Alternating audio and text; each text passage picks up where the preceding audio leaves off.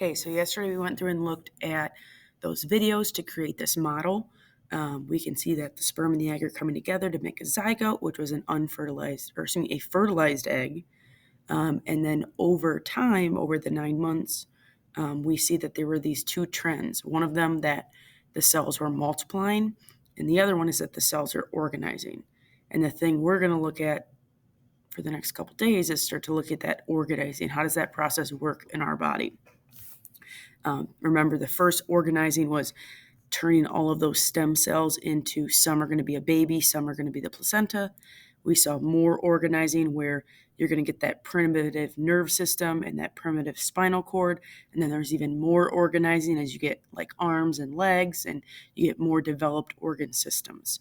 And that's where we got that level of organizations. So in your notes, this is where we're going to start to go. So I want you to think of how many cells are in the human body. Take a second. This is how many total cells. So if I was to look at my body, how many total cells would it be? And the answer would be trillions of different cells. Humans are made up of trillions and trillions and trillions and trillions of different types of cells. The reason that you are one of the reasons why you are different than like a kindergartner is because you are made up of more cells. As you grow, the reason you grow is because you're getting more cells. Next question to think about is how many chromosomes do each of these cells have? So each of these trillion cells have how many chromosomes? Take a guess. They are going to have 23 or 23 pair. Do each of these cells have the exact same DNA? They actually do. All of the cells in your body have the exact same DNA. We talked about it before that there are switches that make certain genes turn on, which make you get the different types of cells in the human body. And the last piece in that note is saying how many different types of cells. Well, we have 250 different types. Okay, so we kind of hinted at this process in the last unit, but we're going to really dive into what does that mean for a switch to be turned on? What is that going to do for a cell? What's that going to do for the body? How's that whole process going to end up working? We're going to get some more fancy names to them.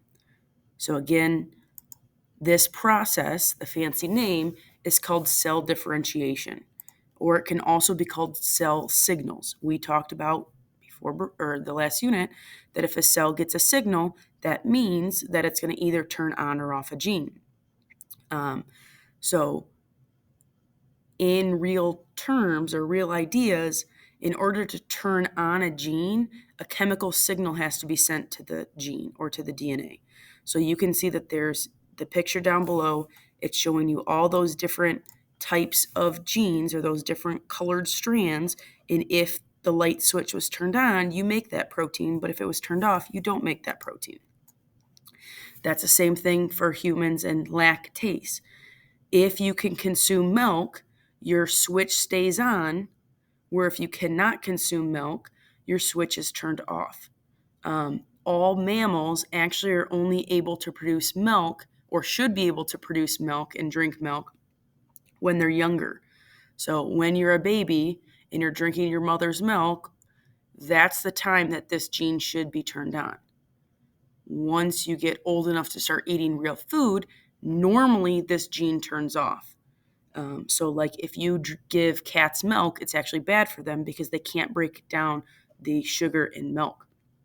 But what happened is there was a mutation or a change in that DNA that made the switch stay on.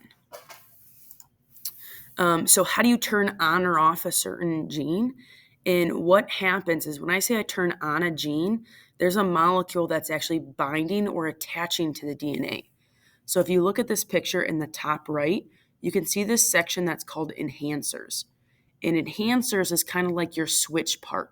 So you can see that over on the side, you have this coding gene area. That's the actual protein that would make that gene. But this enhancer is basically a fancy name for a switch.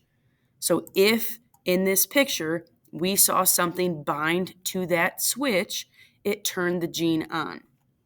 So In this M1, we see that both blue things are attached to the switch area, and we can see that these two genes, spots and appendages, are turned on. If we were to wait to the end of development, we can see that in this M1 section, middle one, this part only has spots and this part has appendages or has legs because those genes were turned on. If you look at M2, there's only one molecule bound to the switch, and that's on the appendage. So it only turned on the appendages or only turned on the legs. So when you look in middle 2, you can see it only turned on in the legs, where head and tail have nothing there to turned on, so there's nothing that we're going to see. Here's another example, but you can see this kind of thing that's red. So that thing that's red is showing, okay, here's a mutation that could have happened similar to our lactase, and how is that mutation going to impact the organism or that change in the DNA? So it doesn't impact my head, it doesn't impact my M2, but you can see it does impact your M1 because we're not able to have that blue square attached to the gene or the switch anymore. So the gene's not turned on, and I don't have any spots in M1. If I look at the tail, this mutation made it so that the spot gene was turned on in comparison to the last one where there were no spots in the tail. So sometimes mutations can turn on or off genes, just like in the lactase example.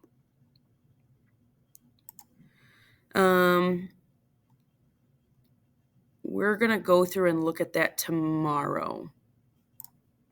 So back to your notes.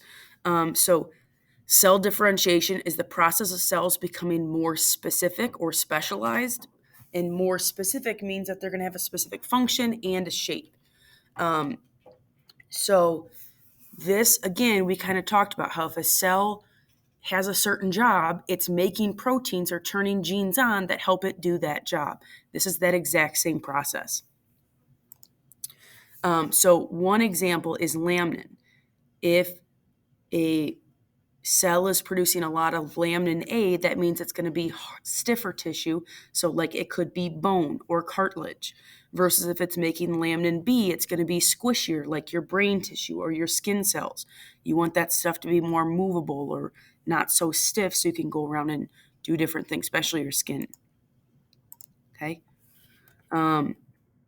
Again, you can see that this picture is showing one cell, and depending on which genes are turned on is going to depend on the type of cell you're going to end up getting. So this green one was turning on a neuron or a nerve cell, so it's going to turn into maybe a nerve cell that's sensing touch or heat. Where the red gene is being turned on is turning into an epithelial cell, so it's like a skin cell.